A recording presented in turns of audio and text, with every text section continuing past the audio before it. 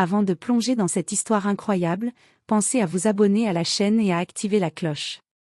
Ici, chaque récit a quelque chose à dire, et vous ne voudrez pas en manquer un seul. Maya Johnson, une femme noire de 32 ans, rentrait d'une longue journée de travail dans le quartier animé de la ville.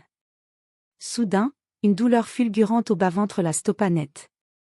Chaque pas lui semblait insupportable, et son souffle devenait court. Malgré la peur, elle savait qu'elle devait se rendre à l'hôpital. À l'hôpital central, réputé pour son expertise, Maya espérait trouver aide et réconfort. L'infirmière à l'accueil l'accueillit avec un sourire chaleureux, notant immédiatement la gravité de sa situation. Mais derrière les portes automatiques du service des urgences, une réalité beaucoup plus sombre l'attendait. Le docteur Alan Richard, un médecin expérimenté et respecté, entra dans la salle. Mais lorsqu'il posa les yeux sur Maya, quelque chose changea dans son expression. Au lieu de compassion, il y avait du mépris. Ses mots furent secs, froids et tranchants. « Je n'ai pas de temps pour ce genre de plainte. Revenez quand ce sera réellement grave. » Pour Maya, ce refus ne signifiait pas seulement la douleur physique. C'était un affront, une humiliation qui trahissait un racisme invisible mais bien réel. Elle savait que chaque minute comptait, et pourtant, elle se retrouvait seule, impuissante face à l'arrogance d'un homme censé sauver des vies. Ce jour-là, Maya allait découvrir que le courage et la persévérance peuvent surgir même dans les pires épreuves, et que parfois, l'injustice peut déclencher des changements bien plus grands qu'on ne l'imagine. Maya Johnson poussa les portes automatiques de l'hôpital central, chaque pas résonnant douloureusement dans ses jambes engourdies. Son visage était pâle, ses mains crispées sur son ventre, et son souffle saccadé trahissait l'intensité de la douleur. L'air climatisé de l'hôpital semblait glacé, mais rien ne pouvait détourner son attention de la douleur lancinante qui la tenaillait. À l'accueil des urgences, une infirmière d'une quarantaine d'années, au sourire chaleureux, s'approcha immédiatement. « Madame, vous allez bien ? Que se passe-t-il » Maya, avec difficulté, expliqua ses symptômes, douleurs aiguës dans le bas-ventre, nausées, vertiges. L'infirmière prit ses signes vitaux et lui tendit un fauteuil roulant. Mais lorsque le docteur Alan Richard entra, tout changea. Grand, avec une expression sévère et un air de supériorité, il jeta un coup d'œil à Maya et fronça les sourcils. Son ton était condescendant et glacé. « Encore une plainte de ce genre, vraiment ? Les femmes comme vous exagèrent toujours. Je doute que ce soit sérieux. » Maya sentit son cœur se serrer. Ce qu'elle espérait, un diagnostic rapide et des soins, semblait lui être refusé simplement à cause de la couleur de sa peau. Elle tenta de garder son calme. « Docteur, je vous assure que la douleur est réelle. Je ne pourrais pas marcher correctement si ce n'était pas grave. » Le docteur Richard soupira, détournant le regard et ignorant ses paroles. Il se retourna vers l'infirmière et dit avec arrogance. « Je n'ai pas le temps pour ça. Envoyez-la dans une autre salle et laissez-la attendre. » Maya sentit une vague de frustration et de peur l'envahir. Elle était vulnérable, seule face à la froideur et au racisme d'un homme censé protéger sa vie. Mais quelque part, au fond d'elle, une petite voix lui disait de ne pas abandonner. L'infirmière, témoin de la scène, jeta un regard inquiet vers Maya. Elle savait que la situation pouvait devenir critique si rien n'était fait. Dans son cœur, elle prit une décision, elle ne laisserait pas cette injustice continuer. Maya était installée sur un fauteuil, ses mains toujours crispées sur son ventre douloureux. Chaque mouvement la faisait grincer des dents. Son regard se perdait dans le blanc immaculé des murs de l'urgence, mais ce qu'elle voyait n'apportait aucun réconfort. Le docteur Alan Richard, debout devant elle, la regardait avec un mélange de mépris et d'indifférence. Ses bras étaient croisés, et son expression n'avait rien de rassurant. Il prit la parole, froid et tranchant. « Écoutez-moi bien. Je n'ai pas de temps à perdre avec ce genre de plainte. Revenez quand vous serez réellement malade. » Maya sentit son sang se glacer. Comment un homme censé sauver des vies pouvait-il juger sa douleur sans même l'examiner ? Elle tenta de protester. « Docteur, je souffre vraiment. S'il vous plaît, examinez-moi. » Mais le médecin secoua la tête et détourna le regard. « Je vous ai dit que ce n'était pas nécessaire. » retournez chez vous et attendez que ça passe. Le choc et la colère montaient en Maya, mais elle savait qu'élever la voix ne changerait rien face à son arrogance. Elle baissa les yeux, retenant ses larmes. L'infirmière, témoin de la scène, s'approcha doucement. Docteur, je crois qu'elle pourrait avoir besoin d'une vraie évaluation. Ses signes vitaux sont inquiétants. Mais Richard, avec un ton sec, répliqua. Cessez d'intervenir. Faites juste ce que je dis. Je suis le médecin ici. Maya sentit l'angoisse s'emparer d'elle. Elle était seule face à la douleur, face au racisme, face à l'indifférence. Chaque minute qui passait faisait monter le risque que son état s'aggrave. Son esprit se tourna vers une question terrifiante, allait-elle être laissée là à souffrir à cause de la couleur de sa peau? C'est alors que l'infirmière, voyant l'urgence de la situation, prit une décision risquée. Elle décrocha discrètement son téléphone et appela un autre médecin, connu pour sa compétence et son humanité. Elle savait que c'était peut-être la seule chance de sauver Maya. Les minutes s'égrenaient lentement, et la douleur de Maya devenait presque insoutenable. Chaque respiration était une torture, chaque battement de cœur un rappel cruel de sa vulnérabilité. Ses mains tremblaient et ses yeux commençaient à s'humidifier, mais elle refusait de crier. L'infirmière, voyant son état empirer, sentit la peur s'installer. Elle savait que si Maya ne recevait pas immédiatement des soins, les conséquences pourraient être graves. Sans hésiter, elle prit une décision audacieuse, appeler le docteur Emily Carter, une médecin réputée pour son empathie et sa rigueur. Quelques minutes plus tard, la porte s'ouvrit et une femme d'une quarantaine d'années entra rapidement. Dr Carter avait un air calme mais déterminé, et dès qu'elle vit Maya, elle comprit immédiatement la gravité de la situation. « Maya, je suis le docteur Carter. Je vais m'occuper de vous. Pouvez-vous me dire où se situe la douleur exactement ?» Maya, soulagée de voir quelqu'un enfin prêt à l'écouter, répondit avec difficulté. « C'est, ici, dans le bas-ventre, c'est insupportable. » Le docteur Carter ne perdit pas une seconde. Elle effectua un examen rapide, prit les signes vitaux et demanda immédiatement des tests supplémentaires. Ses yeux exprimaient une inquiétude réelle, contrastant fortement avec l'indifférence du docteur Richard. Quelques minutes plus tard, le diagnostic tomba, appendicite aiguë nécessitant une chirurgie immédiate. La situation était critique.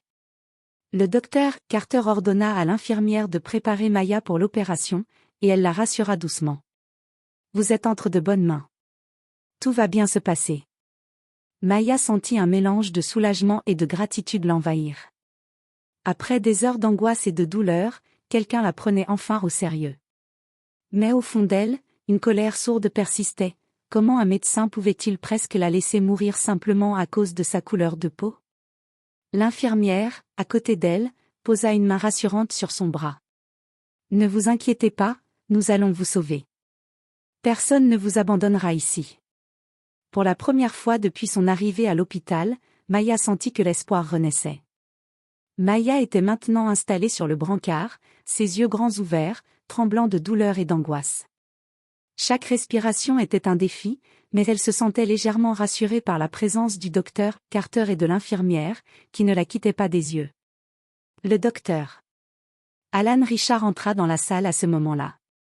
Ses sourcils étaient froncés, son visage affichait une combinaison de surprise et de contrariété. Il avait été informé de l'intervention imminente et semblait soudainement conscient que sa décision précédente avait été catastrophique. « Qu'est-ce qui se passe ici ?» demanda-t-il, sa voix trahissant à la fois colère et incrédulité. Le docteur Carter, sans perdre son calme, se retourna vers lui. « Docteur Richard, cette patiente souffre d'une appendicite aiguë. Si nous n'agissons pas immédiatement, elle pourrait mourir. Votre refus de l'examiner plus tôt aurait pu avoir des conséquences graves. » Richard ouvrit la bouche pour répondre, mais aucun mot ne sortit. Il réalisa soudain que sa décision avait presque coûté la vie de Maya. Le docteur Carter continua avec fermeté. « Vous avez peut-être des compétences médicales, mais vous manquez de jugement et d'empathie. Maintenant, nous devons nous concentrer sur la sauver, pas sur les excuses. » Maya, consciente de la tension entre les deux médecins, sentit une vague de gratitude pour le docteur Carter, qui se battait pour sa vie. Le personnel médical s'affairait autour d'elle, préparant le bloc opératoire, tandis que Richard restait immobile, témoin de sa propre erreur. L'infirmière murmura à Maya. Respirez profondément. Vous êtes entre de bonnes mains. Tout va bien se passer. Alors que le brancard se mettait en mouvement vers le bloc opératoire, Richard resta là, immobile, incapable de réagir. Maya ferma les yeux, sentant le mélange de peur et de soulagement l'envahir. Elle savait qu'elle allait bientôt recevoir l'aide qu'elle méritait, et que l'injustice du refus initial ne resterait pas impunie. Dans cette salle d'urgence, la confrontation entre le racisme et la compétence, entre l'arrogance et la compassion, venait de prendre une tournure décisive. Maya allait survivre, et les conséquences pour le docteur Richard ne tarderaient pas à se faire sentir. Maya fut conduite dans le bloc opératoire, les lumières vives et le bourdonnement des machines ajoutant à son anxiété. Le docteur Carter, calme et concentré, lui posa une main rassurante sur l'épaule. « Vous êtes entre de bonnes mains, Maya. Tout va bien se passer. » L'équipe médicale commença les préparatifs, tandis que Maya sentait son corps se détendre légèrement sous l'effet de l'anesthésie. Elle ferma les yeux, laissant la peur et la douleur se mêler à l'espoir. Pendant ce temps, dans le couloir, le docteur Richard assistait à la scène, incapable d'intervenir. Son regard était fixe, mélange de honte et de frustration.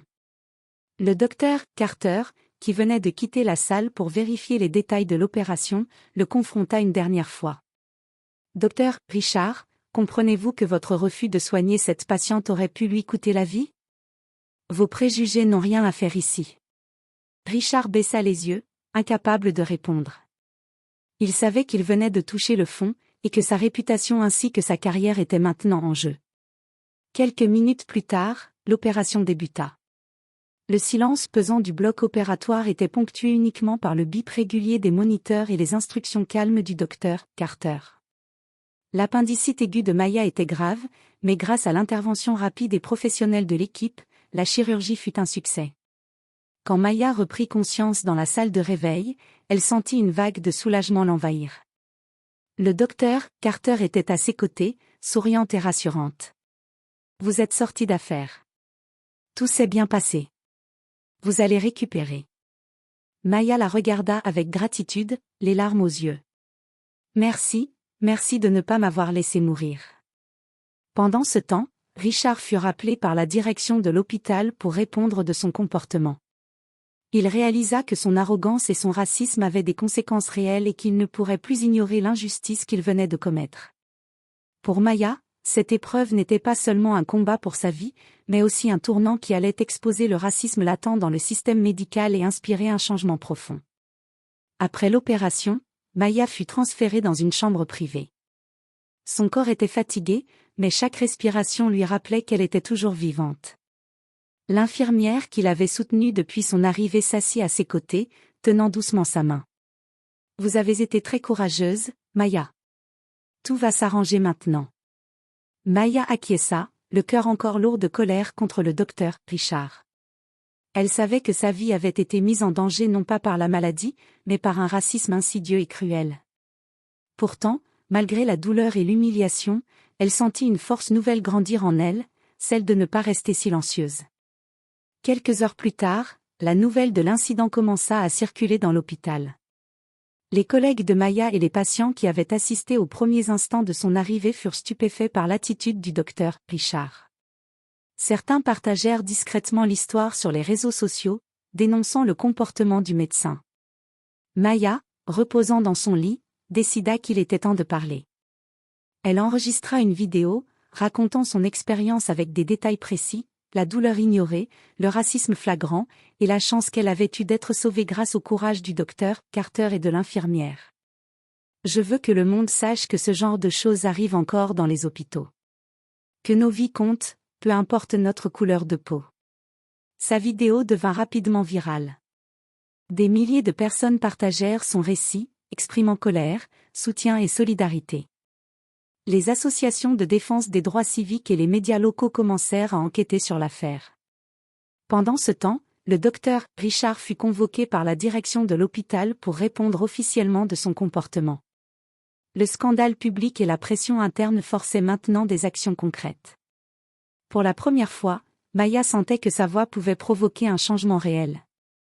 L'expérience traumatisante laissait place à une mission, non seulement survivre, mais aussi lutter pour que personne d'autre ne subisse ce qu'elle avait enduré. La vidéo de Maya se répandit comme une traînée de poudre.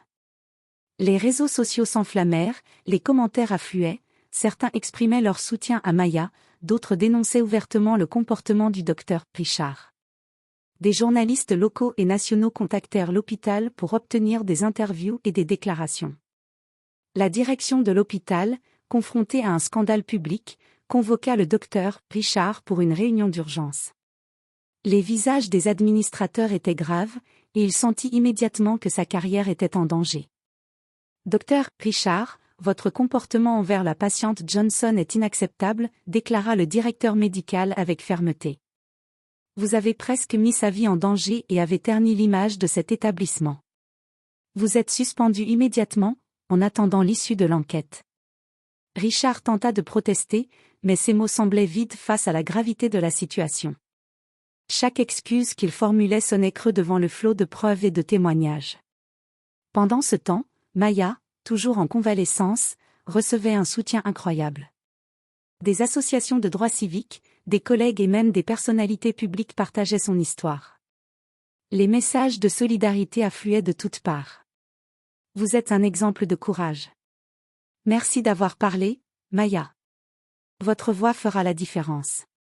Dans l'hôpital, le personnel qui avait autrefois fermé les yeux sur des comportements discriminatoires commença à réfléchir. La tension et la honte palpables autour du docteur Richard firent comprendre à tous que le racisme institutionnel ne pouvait plus être ignoré. Pour Maya, cette reconnaissance était plus qu'une victoire personnelle. C'était la preuve que sa souffrance n'avait pas été vaine, et que son combat pouvait inspirer un changement concret pour tous ceux qui, comme elle, avaient été victimes d'injustice dans le système médical. L'histoire de Maya devenait un symbole. Même face à la douleur, l'injustice et l'arrogance, la détermination et la voix de la vérité pouvaient renverser les barrières les plus solides. Quelques jours après la publication de sa vidéo, Maya reçut des dizaines de messages de soutien provenant de partout aux États-Unis. Des associations de défense des droits civiques, des patients et même des célébrités saluaient son courage. Son histoire avait dépassé le simple cadre d'un hôpital, elle devenait un symbole de lutte contre le racisme dans le domaine médical. Des groupes de défense des droits humains organisèrent des campagnes pour sensibiliser le public et former le personnel médical à la lutte contre les discriminations.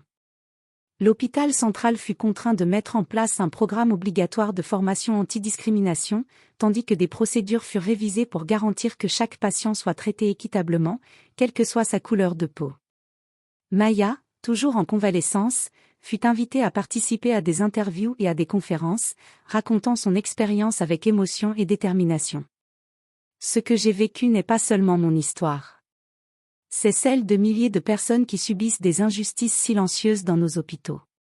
Il est temps que cela cesse. Le docteur Richard, suspendu et sous enquête, vit sa réputation s'effondrer.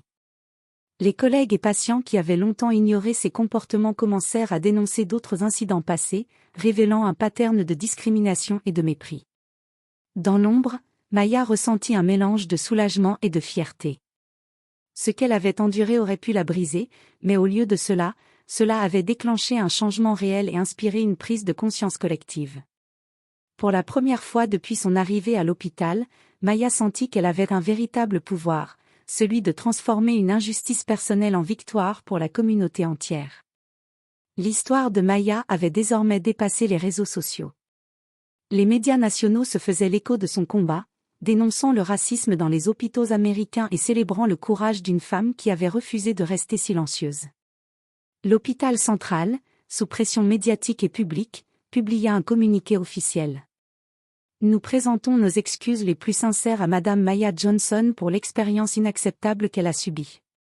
Nous condamnons tout comportement discriminatoire et nous engageons à renforcer nos protocoles afin que tous les patients soient traités avec respect et dignité. Le docteur Alan Richard fut suspendu indéfiniment et contraint de suivre un programme de rééducation professionnelle et de formation anti-discrimination. Sa carrière, autrefois prometteuse, était désormais gravement compromise. Pour Maya, ce moment fut émouvant. Assise dans sa chambre, elle regarda la vidéo virale qu'elle avait publiée et les milliers de messages de soutien. Elle comprit que sa voix avait eu un impact réel et concret.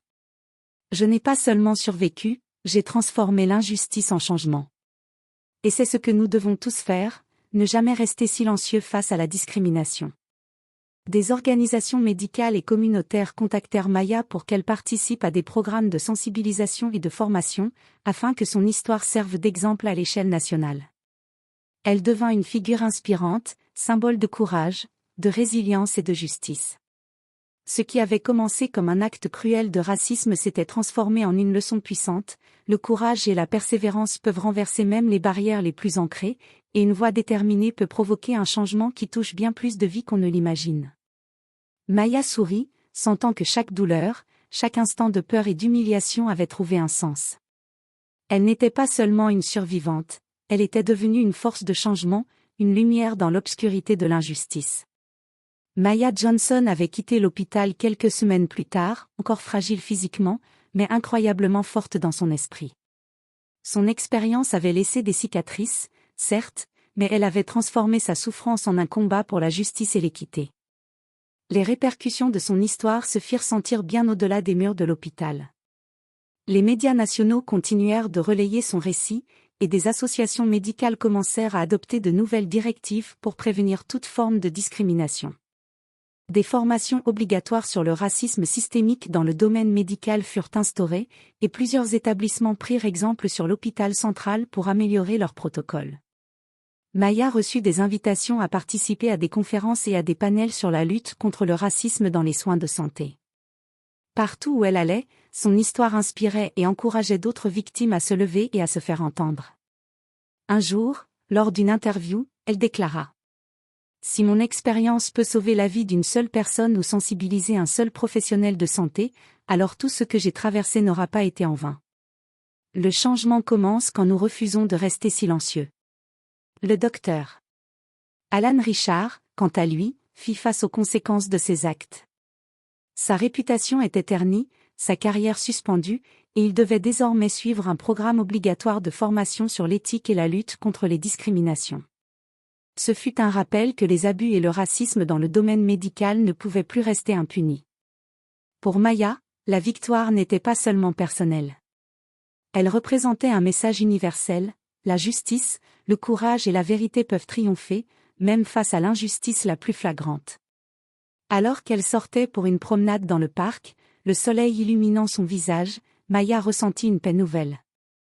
Elle savait que ce qu'elle avait vécu resterait gravé dans les mémoires, non pas comme un simple acte de racisme, mais comme une histoire de résilience, de courage et d'inspiration pour des milliers, voire des millions de personnes. Et dans ce monde souvent injuste, elle avait prouvé une chose essentielle: une voix, même seule au début, peut déclencher un changement qui touche tout le monde.